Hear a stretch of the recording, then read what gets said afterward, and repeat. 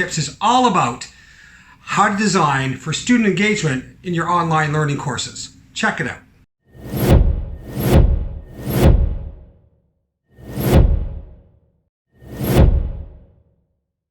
Welcome back to the third of our 5-part mini-series on student engagement and digital learning design. This week we're talking specifically about relevance, and in this section we're going to talk about real-world applications. So the mindset now has gone from first look to first module now to first task or assignment. Okay, authentic assessments. This is incredibly key. So here you're going to see a little bit of a clip from when I was working with a BPO training organization, and through Storyline Articulate was able to reverse engineer an entire call center simulation. It was very cool, but it also made it very real world. Second part we want to talk about is case studies. Here's a really quick case study I did not too long ago for an online course in customer service using an amazing piece from Emirates. And lastly here, I want you to think about provide context. I know I keep harping in on that. So again, how does this task or assignment fit into the bigger picture of this section of the course? So again, we go back to the article that's talking about the syllabus. How do we tie it all together? Where does it fit into the long game?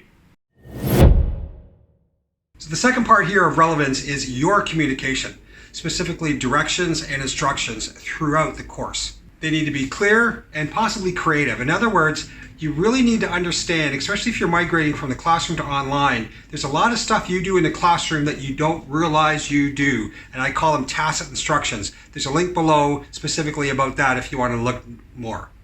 Second part here is assignments and tasks. Are these things that people can use in the real world? Is it going to be obvious to them, or in your explanation of it or the context you give, help them see how they can use it in the real world? And when it comes time to explaining very complex tasks or very complex ideas, give 2 or 3 different ways with which you're going to do it.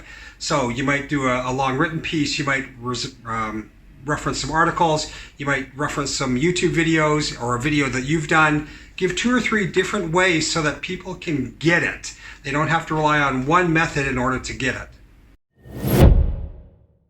So here's our last section about relevance. We want to talk a little bit about using rubrics. So first of all, make them explicit, or as explicit as possible. For example, if you're doing a master's program like mine, here's the one for my thesis. As such, you can see how long and detailed it is.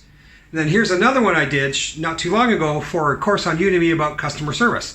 This again is fairly explicit and detailed, but it's obviously not as comprehensive as the one for the masters. But still, make it as explicit as possible. With that comes very clear expectations, which is what you're all about with this. Okay, so please, when we're doing this, to make things relevant, how again does this task or what assignment fit in with the course, and then how does the course fit into either their bigger program or their bigger goals?